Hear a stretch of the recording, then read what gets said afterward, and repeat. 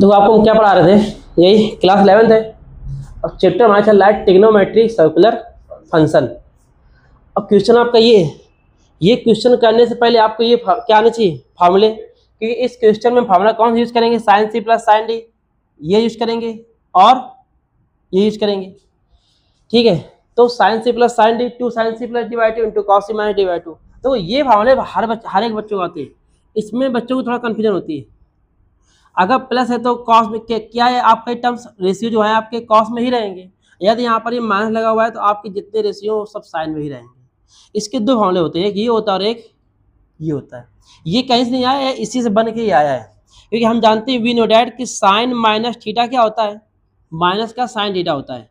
ठीक है, तो वही देखो यहाँ पर डी माइनस सी था, तो हमने इससे माइनस साइन कॉमन किया तो आपका सी नेगेटिव पॉजिटिव जाएगा, डी नेगेटिव हो जाएगा। अब माइनस साइन बाय कर लेंगे तो साइन माइनस थीटा क्या होता है, माइनस साइन थीटा, माइनस हमने बाय कर दिया। ठीक है, ये तुम्हारा होता है यहाँ पर।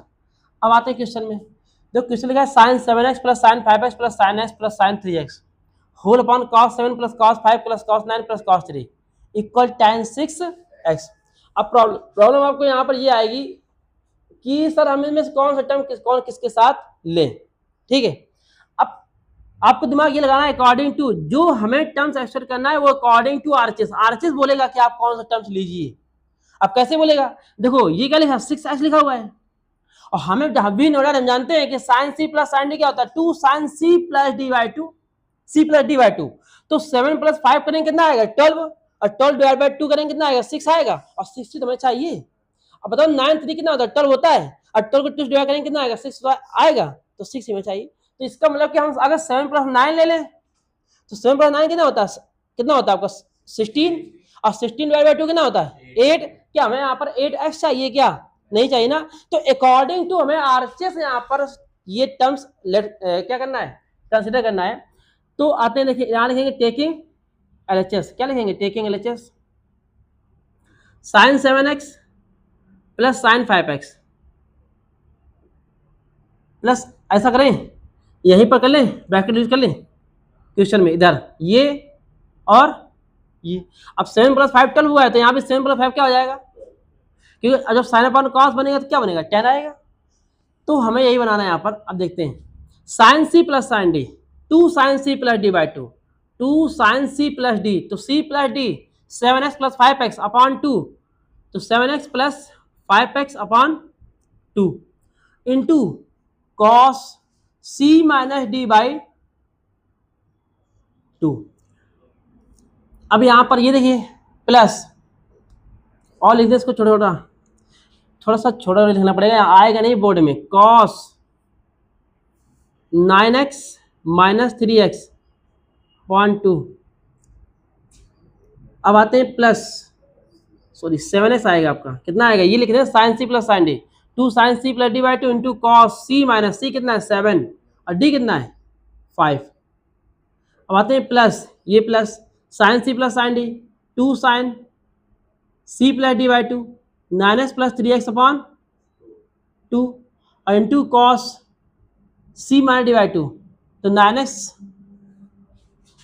9x minus 3x upon 2 whole upon cos C plus cos D, तो 2 cos c plus D by 2 7x plus 5x upon 2 into cos c minus D by 2 7x minus 5x 7x minus 5x upon 2 plus cos C plus cos D वही same 2 cos c plus D by 2 9x plus 3x upon 2 into cos 9x minus 3x upon.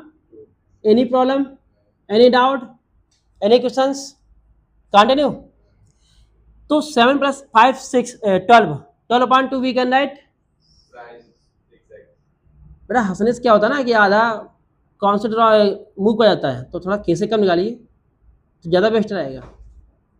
7 minus 5 कितना होता है 2 होता है और 2 से 2 cancel हो जाएगा, तो cos x plus 2 sin 6x into cos 9 कितना होता है 9 आपका होता है 6 upon 2 3x whole upon 2 cos 6x into cos x plus 2 cos 6x into cos 3x।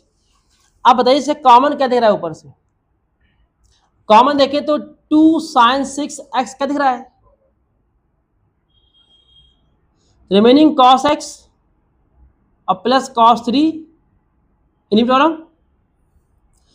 Common क्या दिख रहा है? 2 cos 6x in denominator common, then remaining terms this is cos x और प्लस cos 3। Any problem? इससे हम क्या कर सकते हैं इसको? 2 से 2 साइन अपॉन cos क्या होता है? tan 6 LHS equal to hence. Okay, देखिए कोई प्रॉब्लम किसी को बताइए? Okay done.